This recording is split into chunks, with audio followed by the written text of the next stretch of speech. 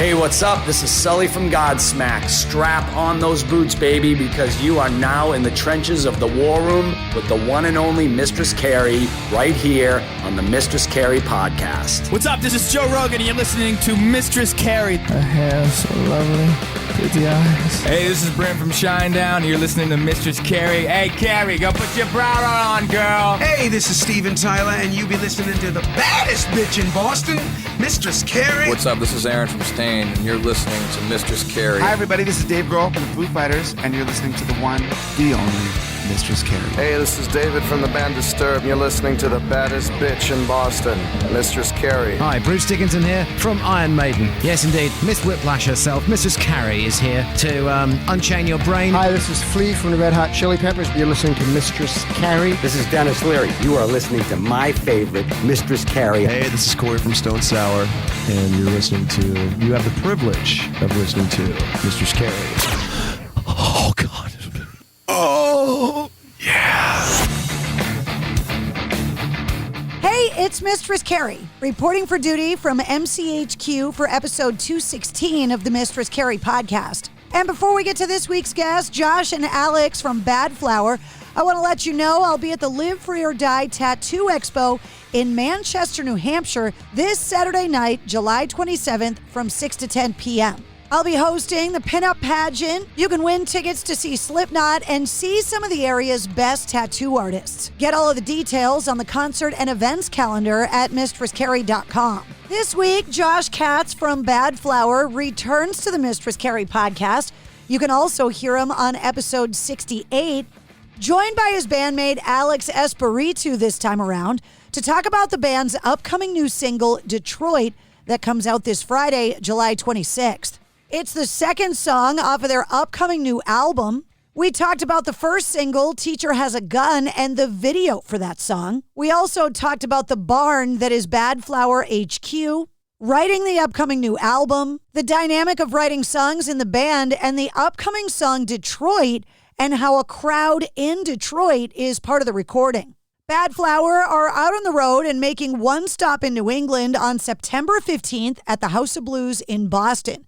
Those tickets are on sale now. Somehow we ended up talking about music, barnwood, propane, koala bears, snow phobias, compliment sandwiches, and so much more on this week's episode. So allow me to reintroduce you to Josh Katz and Alex Espiritu from Badflower. What's up, guys? Thank you for coming back on the show. Hola. Thanks for having us. I always love seeing the environments, the barnwood background in the Badflower headquarters. Perfect design choice. Thank you. It's you know what? It's actual barnwood from an actual barn because we're in an actual barn right now. Yeah, you can tell. So it's not like one of those. It's not like one of those trendy things that people do where they like buy reclaimed wood. No, we went to the barn right next to this barn, and I pulled off a bunch of wood, and we stained it and put it up. Yeah, stained it. Is that what you're doing when you're not recording new Badflower music? You're binging HGTV for design ideas? I'm not big on HGTV, but I am doing a lot of like home improvement stuff. Yeah, I do. I really enjoy that. There's something about it. Yeah. It's nesting. It's like, yeah, it's fun. And I think it also, like, you can see your hard work at the end of the day. Yeah. You know, yes. It must be the same thing with a song. Like, you work all day in the studio, but then you have this thing that didn't exist yesterday that does now. Yeah, it's very true. Honestly, they're very similar things, too, because a lot of times when I'm doing, like, housework, I'll fix something, but really I made something that was fine worse. And that happens with music, too, where I'm like, why did I bust into that drywall and try to put up some panel-y, stupid-looking thing? The drywall was fine. Same with music. Why did I change the entire chorus? It sounded so good, and now it's ruined. When you guys are writing songs like that, obviously, when you are coming up with a good idea, right, it's easy to give positive reinforcement. But when you bust through the drywall in a song and you make a poor choice, how do you guys tactfully put each other back on course? Because that to me seems like a really uncomfortable conversation. It's really hard. It's like extremely hard. Yeah. Do you lead with like a compliment first and then hit him with the negative feedback? Like, or do you just have the thing where you're just like, dude, it's just not working? Do you just be blunt about it and rip the Band-Aid off? The compliment sandwich that's definitely a good tactic. It's compliment, critique, compliment. If you're going to poo-poo something, you have to have a follow-up. It can't just suck. I don't like that. Like, well, then, oh my God, I love what you just did. What if you change the blah, blah, blah, blah, blah? It's like that. There you go. Yeah. Mind games. But it doesn't work on me, though. If you try that shit on me, like, I won't hear the compliment. I'll just hear the critique and be like, you're wrong. No, I do it all the time. It works on him wonderfully. Maybe it does. Maybe I don't know it. Maybe he's got a different way of doing it that I'm just not aware of, and it works. Josh, you sound a lot like I do, where you could literally give me every compliment in the world, and the one little piece of negative is all I hear. Why are we like that? I don't know. I stopped sharing music with people outside of our group. Like, I kind of made that conscious decision pretty recently, because even somebody who gives like a compliment, but it's not the exact compliment that I'm expecting or looking for, will make me think I'll hear the song differently.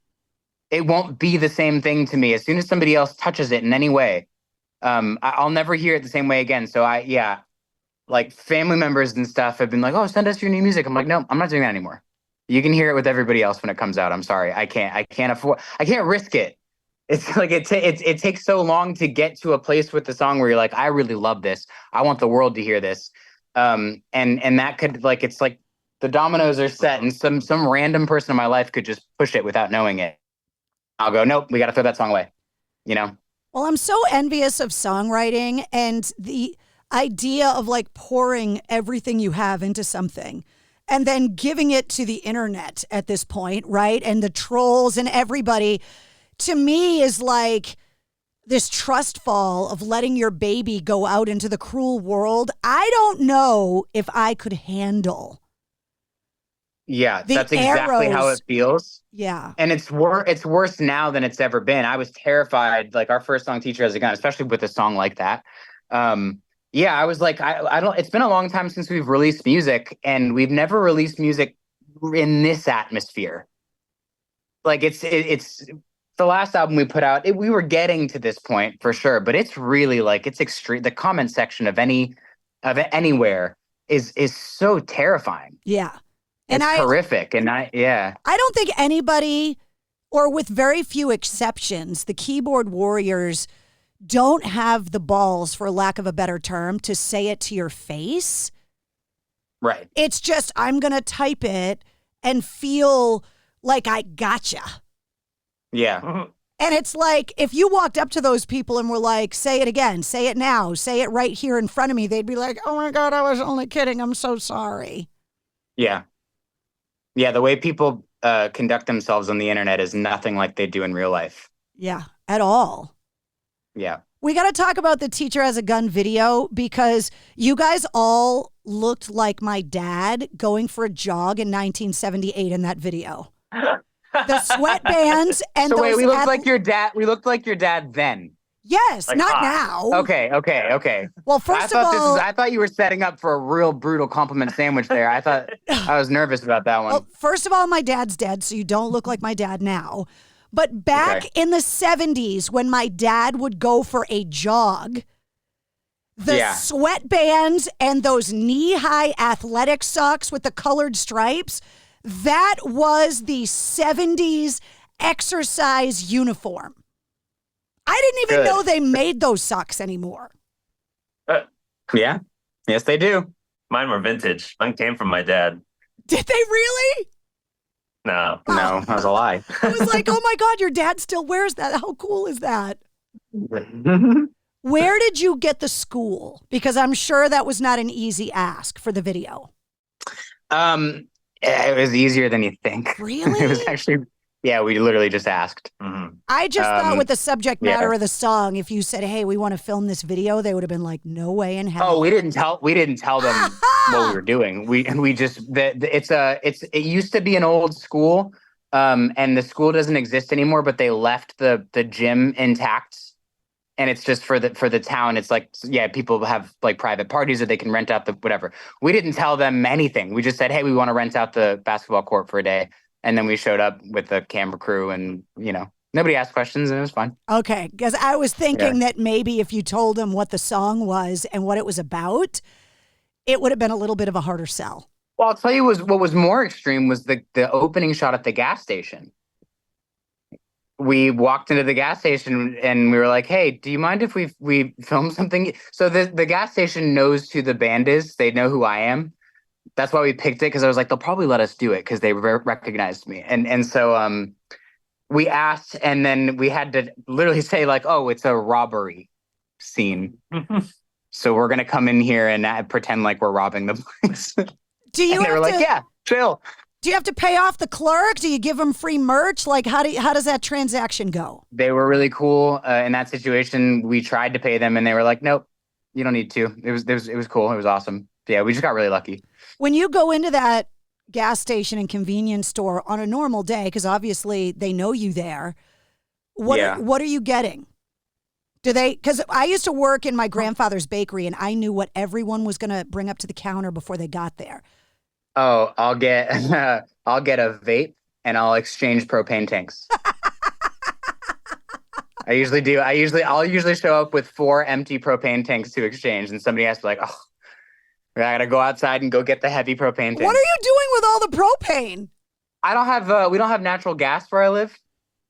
Okay, that explains it. And I don't have. I need to like get the gas company to like come bring a big tank. But as of now, I have a lot of appliances that just run on propane. I thought you were running like a pit barbecue behind Badflower HQ that I didn't know about, like Dave. No, it's a water heater. That's a propane water heater.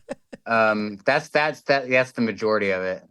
And then in the wintertime when it gets cold, we have like various heaters for various things that all run on propane. Yeah. Hot water and heat are very good things to keep a rock band together, because those things missing could make Badflower not around much longer. Yeah. And we didn't have either of those things for a long time when we first moved to the farm. We did not have hot water or heat anywhere. It was miserable. Can we talk about the new song? Because Detroit has such a long rock and roll history, and you guys decided to write the song there and then name it after the city? Yeah. Honestly, it was the best title out of all the lyrics we could have picked from in the song. Nothing felt right. We didn't know what to title it, and as soon as we like suggested Detroit, we're like, yeah, that's it. That's perfect. Does it just happen backstage at a show? What's the process? Yeah, in the bus, the morning of a show we played in Detroit. When we're in the bus, we have a little studio set up in the back room. So I'm always there tinkering, and the band's in, and we're working on music. And this song just was birthed that morning. Instantly, the chorus was written, and we were like, "Oh, how cool would it be if we had a crowd sing on this?" And so during that show that night, we had the crowd sing a phrase of the chorus, and then we threw the song in the garbage for like a year or so. And I was like, "That'll never come out. We're never finishing that." And then we pulled it out of the garbage, and we were like, "You know what? This is really good. We should put this out." Somebody finished the compliment sandwich. Yeah, it was a really big compliment sandwich. Spanned months. It was months of critique, and then one little compliment at the end, and it was like, you know what? That's a really good song. Let's finish that one. So you said it started with a lyric. So how does it work? Who comes to the back of the bus? Is it your lyric that starts it? Like how does the process begin from second one? I'm always lyrics. Until I get to a point where I'm like, I'll usually come to Alex and I'll be like, hey, I want to say this. Like, here's the story I want to tell, but I only have 8 words to say it. Like, and then we'll sit here and brainstorm and write stuff down. Like, how can we like simplify this thing? But usually I start by just strumming something, and there's usually like one phrase that I know when I've hit that phrase with the right melody, it's like there's a song here for sure. And sometimes that phrase can linger for years. It can be just that. And we keep trying to write a song around this phrase and around this one little melody. And it's like, it's not happening. It's not happening. It's not happening. But it's there. There's a song there always. Is it on a one Post-it? Little aspect feels right. Is it in a book? Like, where does that lyric? Oh, here it is. You're showing me the notebook right now. Tons. And I have like a bunch of these. I also have my notes app on my phone full of a bunch of stuff. Yeah.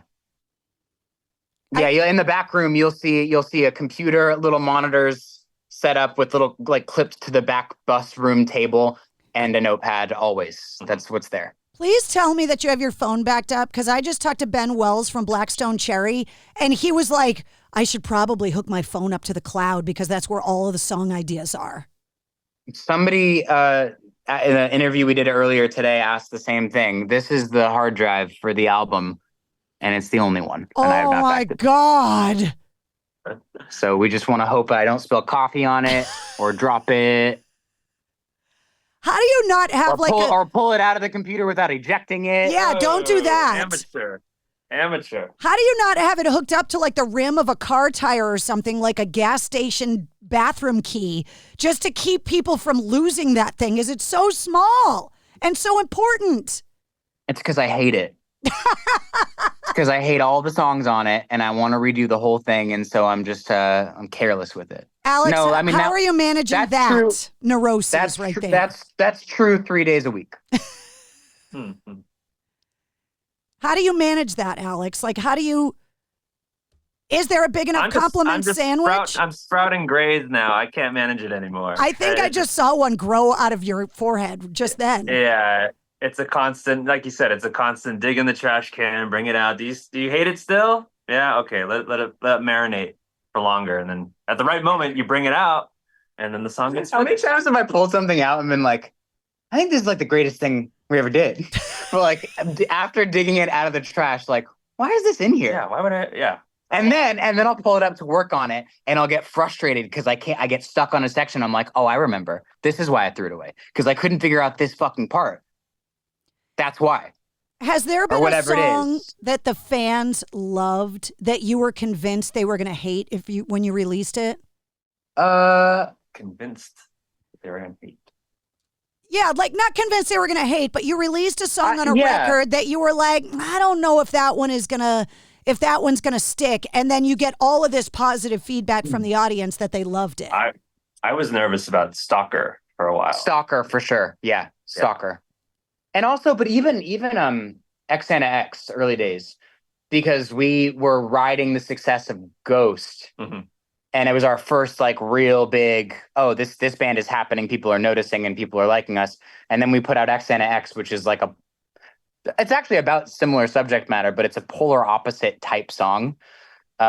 It's like a completely different approach to a mental health subject matter. And yeah, I wasn't sure, because we got all these fans from Ghost, like a very, very serious song. And now that's like a crowd favorite at shows, and people love that song. When are we getting the album that you hate 3 days a week? I don't know. We'll see if this hard drive stays intact. Well, you guys are going to have to come out of the studio eventually, because you're going to be at the House of Blues in Boston on September 15th. So you're hitting the road. Yes. Yeah, well, we're hitting the road. We've got a festival in a couple days, and then we have Australia before that tour. So yeah, we're hitting the road soon.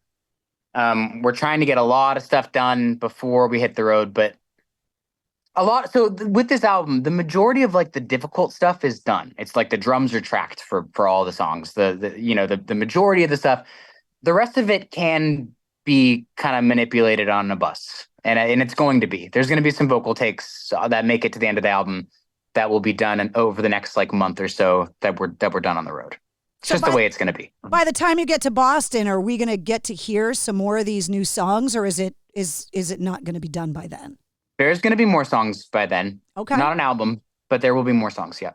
I'm trying to paint you into a corner to give me gossip that nobody else is getting you, and it's not working. I'm impressed. Yeah.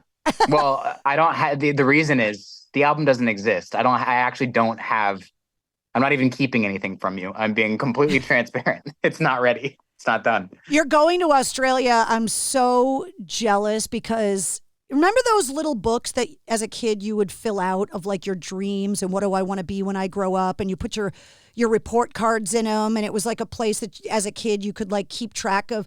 I have mine from when I was a little kid, and it says from the time I was in kindergarten that I wanted a pet koala. And you guys are going to Australia. Are you going to pet a koala? And that's not code for something dirty. We probably will. I think when we're in you don't want to? I don't want to. Oh, I have before. I've been to Australia a few times. You touched a koala already? I have. Yeah, I've held a koala. I am so jealous. And I've hung out with kangaroos too. Baby kangaroos. They just run wild. I am so jealous. Yeah, Australia's cool. The spiders are horrific. Horrific. I was going to ask that literally everything there is trying to kill you besides the baby koalas and the baby kangaroos. Like, they're normal spiders. Just average.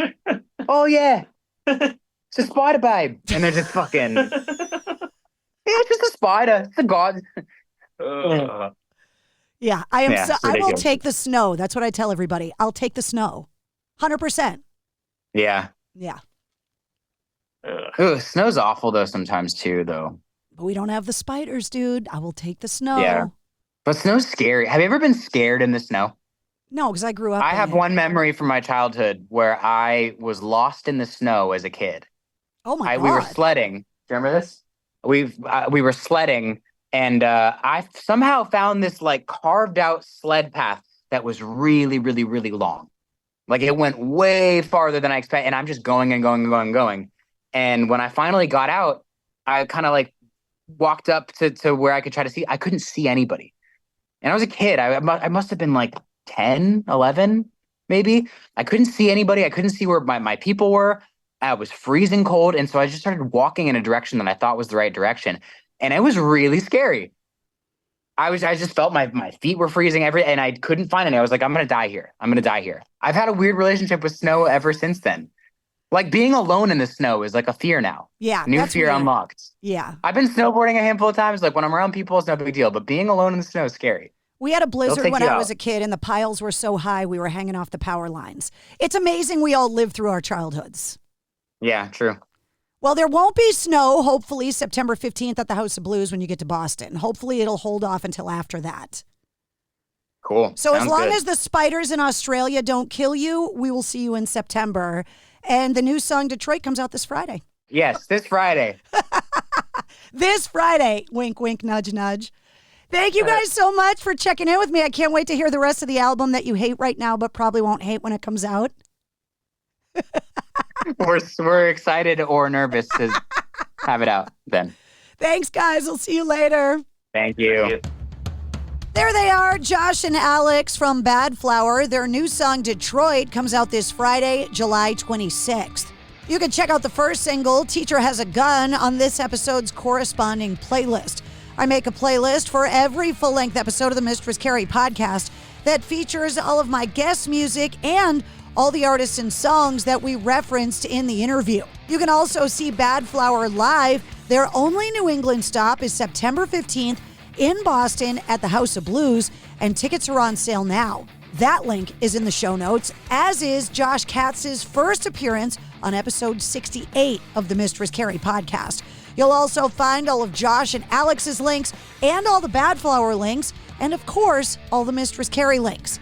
If you liked what you heard, don't forget to like, follow, and subscribe to the Mistress Carrie podcast. New full-length episodes come out every Wednesday, plus every weekday you get the sit rep. The Situation Report runs down all your rock news, music headlines, and entertainment updates in about 5 minutes. Join me live every Tuesday night at 8:30 Eastern for my weekly streaming video show, Cocktails in the War Room. And you can always find me on the radio. Get the details on all of that and more at MistressCarrie.com. The Mistress Carrie Podcast, a proud member of the Pantheon Podcast Network.